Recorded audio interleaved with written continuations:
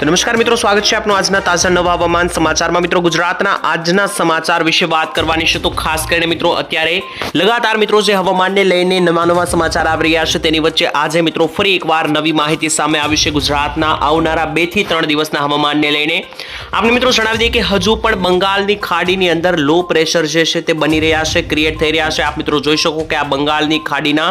દ્રશ્યો સામે આવ્યા છે, જ્યાં મિત્રો તમે જોઈ શકો કે હજુ પણ આ વિસ્તારોની અંદર લો પ્રેશર અને વરસાદીય સિસ્ટમો જે છે તે લગાતાર બની રહી છે। આપ જોઈ શકો તેની સાથે સાથે મિત્રો અરબ સાગરના વિસ્તારોની અંદર પણ મિત્રો આ લો પ્રેશરો બની રહ્યા છે અને આ લો પ્રેશરોની કારણે મિત્રો ગુજરાતના ભાગોમાં કેટલી અસર થશે તો તેના વિશે વાત કરવાની છે। બીજા નંબર ઉપર મિત્રો ગુજરાતના ભાગોની અંદર આગામી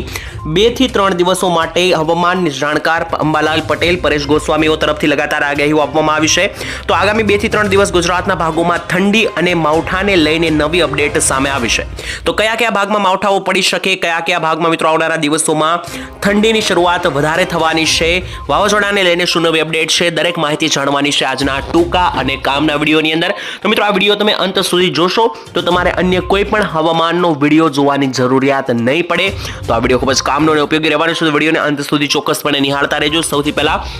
આ વિડીયોની અંદર આપણે માહિતી મેળવવાની છે કે ગુજરાતના ભાગોની અંદર આગામી સમયમાં શું દેખાઈ રહ્યું છે, હવામાન શું જણાવી રહ્યું છે અને ત્યારબાદ આપણે માવઠાઓ વિશે જે નવી માહિતી પ્રાપ્ત થઈ છે કે ગુજરાતના ભાગોમાં આગામી દિવસોની અંદર માવઠાઓ જોવા મળવાના છે, તો કયા ભાગોમાં માવઠાઓ તીવ્ર બનવાના છે તેના વિશે પણ વાત આપણે કરવાની છે આજના આ મહત્વના વિડીયોની અંદર। તો વિડીયોને ખાસ કરીને મિત્રો અંત સુધી જોતા રહેજો, જેથી કરીને મિત્રો આ દરેક સમાચાર જે કામના અને ઉપયોગી છે તે મિત્રો તમને મળી જાય। તો આવો મિત્રો સમય બગાડ્યા વગર વિડીયોની શરૂઆત કરીએ। ખાસ કરીને મિત્રો તમને જણાવી દઈએ કે ગુજરાતના હવામાન વિશે હું તમને માહિતી આપી દઉં તો ખાસ કરીને મિત્રો અત્યારે ગુજરાતનું હવામાન જે છે તે થોડું ઘણું વિપરીત જોવા મળી રહ્યું છે, કારણ કે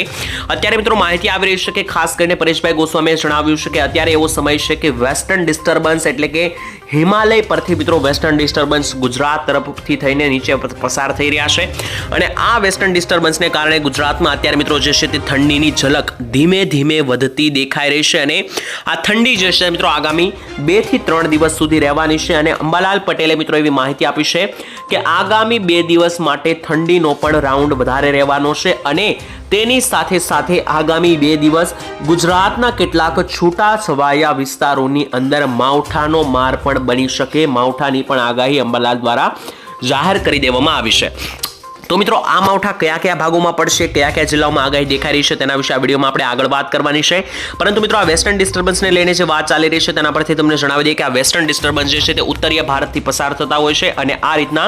નીચા મિત્રો ચાલતા હોય છે, ત્યાં વચ્ચે આપણું આ ગુજરાત આવેલું છે। તો ગુજરાત ઉપરથી જેવા મિત્રો આ વેસ્ટર્ન ડિસ્ટર્બન્સ આ રીતના પસાર થાય છે ત્યારે ગુજરાત ઉપર થોડો ઘણો હવામાનમાં પરિવર્તન આવે છે અને બીજા નંબર ઉપર મિત્રો તમને જણાવી દઈએ કે હજુ પણ કોઈ વરસાદની સિસ્ટમો શાંત પડતી જોવા નથી મળી રહી, કારણ કે અહીંયા મિત્રો જે રીતના દ્રશ્યો દેખાઈ રહ્યા છે તે પ્રમાણે તમે જોઈ શકો કે બંગાળની ખાડી હજુ પણ મહદ અંશે એક્ટિવેટ અને તીવ્ર બનતી જોવા મળી રહી છે, કારણ કે બંગાળની ખાડીની અંદર હજુ પણ મિત્રો તમે જોઈ શકો કે છૂટા છવાયા ભાગોમાં વરસાદના લો પ્રેશરો ક્રિએટ થઈ રહ્યા છે, જેને લઈને આ ભાગોની અંદર હજુ પણ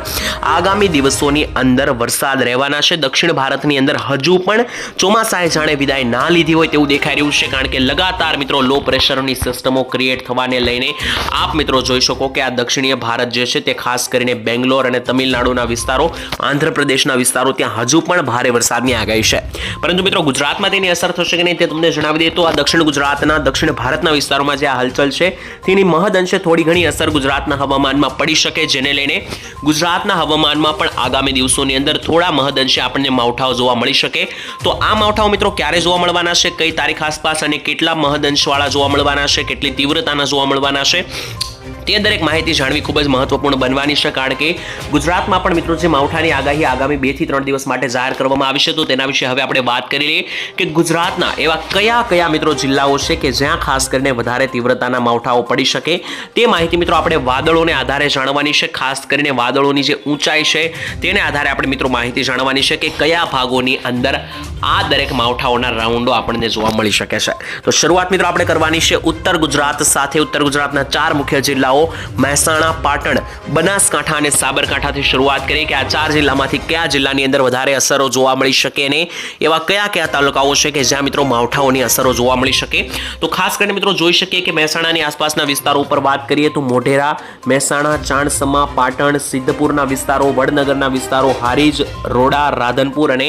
તેની સાથે સાથે માણસા, હિંમતનગર અને પ્રાંતિજ, તો આ મિત્રો જે વિસ્તારો છે ખાસ કરીને મહેસાણા જિલ્લા આસપાસની ત્યાં મધ્યમથી હળવા વાદળો દેખાઈ રહ્યા છે. તેની સાથે અન્ય વિસ્તારોમાં પણ વાદળો છે, જેમ કે સુઈગામ, દિયોદર, ડીસા, ભાટસણ, પાલનપુર, થરાદના વિસ્તારો, ત્યાંથી પણ ઉપર મિત્રો ધાનેરા પંથક, આબુ, અંબાજી, પાલનપુર, બનાસકાંઠા, સાબરકાંઠા, ખેડબ્રહ્મા, ઈડર, ડુંગરપુર અને હિંમતનગર લાગુ વિસ્તારો, અરવલ્લી અને પંચમહાલના વિસ્તારો. તો ઉત્તર ગુજરાતના આ દરેકે દરેક તાલુકાઓ અને ગામડાઓની અંદર જે છે તે ખાસ કરીને જોઈ શકો કે મહદ અંશે છૂટા છવાયા રેડા ઝાપટાઓ બની શકે, કારણ કે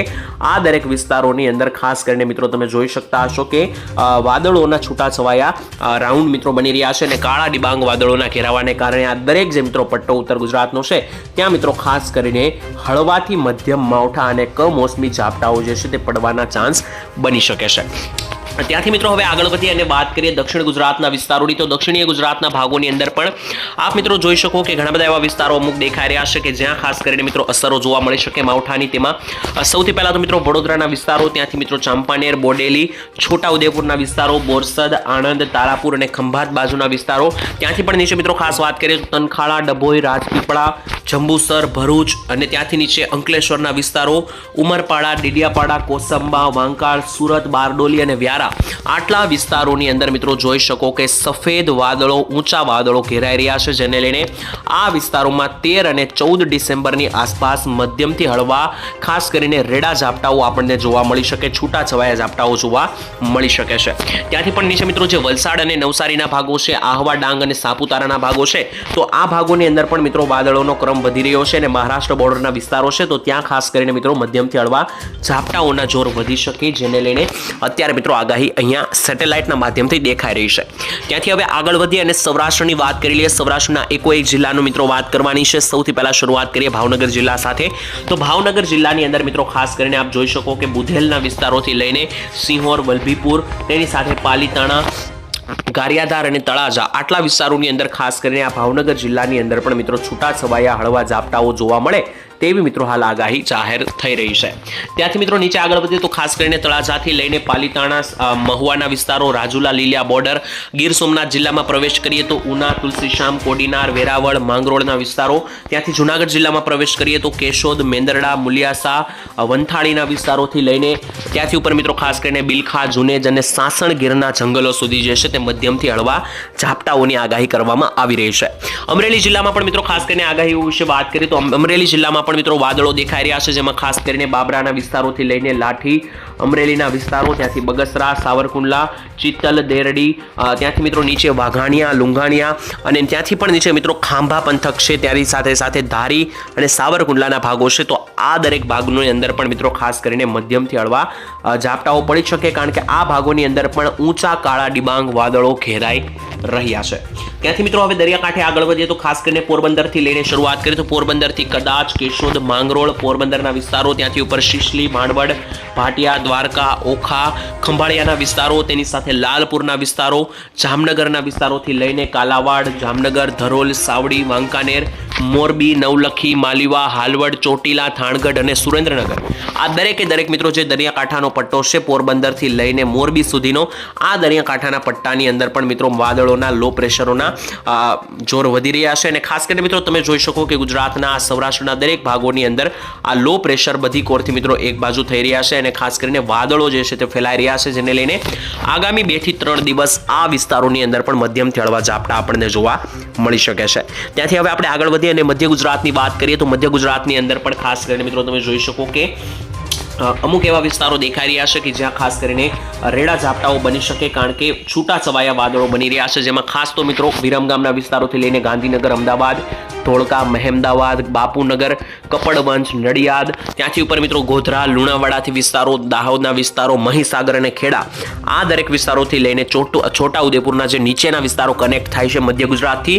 આ ભાગો સુધી મિત્રો જે છે તે છૂટા છવાયા ઝાપટાઓ કનેક્ટેડ બને દેખાઈ રહ્યા છે, કારણ કે આ વિસ્તારોમાં પણ મેં તમને જણાવ્યું તે પ્રમાણે સેટેલાઇટના માધ્યમથી ઊંચા વાદળોનો ઘેરાવો જે છે તે વધતો હોય તેવું દેખાઈ રહ્યું છે. ત્યારબાદ અંતમાં કચ્છ જિલ્લા વિશે વાત કરીએ તો કચ્છ જિલ્લામાં પણ રાપર, અડેસર, ગાંધીધામ, ભુજ, ભુજ, ખાવડા, લખપત, નલિયા, માંડવી, ભચાઉના વિસ્તારોથી લઈને જખો પ્રદેશ, લોધરાણી, સિસારગઢ આ દરેક ભાગો જે મિત્રો તાલુકાઓ છે કચ્છ જિલ્લાના, તો તે દરેક ભાગોની અંદર પણ મધ્યમથી હળવા ઝાપટા બની શકે, કારણ કે આ દરેક ભાગોની અંદર પણ વાદળોનો ફેલાવો જે છે તે મિત્રો ખાસ કરીને વધી રહ્યો છે. મિત્રો હાલ આજના હવામાન સમાચારમાં મેં તમને જણાવી દીધું કે કયા કયા ભાગોની અંદર માવઠાઓની આગાહી છે. બીજા નંબર પર મિત્રો તમને જણાવી દઈએ કે ખાસ અત્યારે જે આગાહીઓ આપી દેવામાં આવી છે તે ખાસ કરીને હવામાન ખાતાની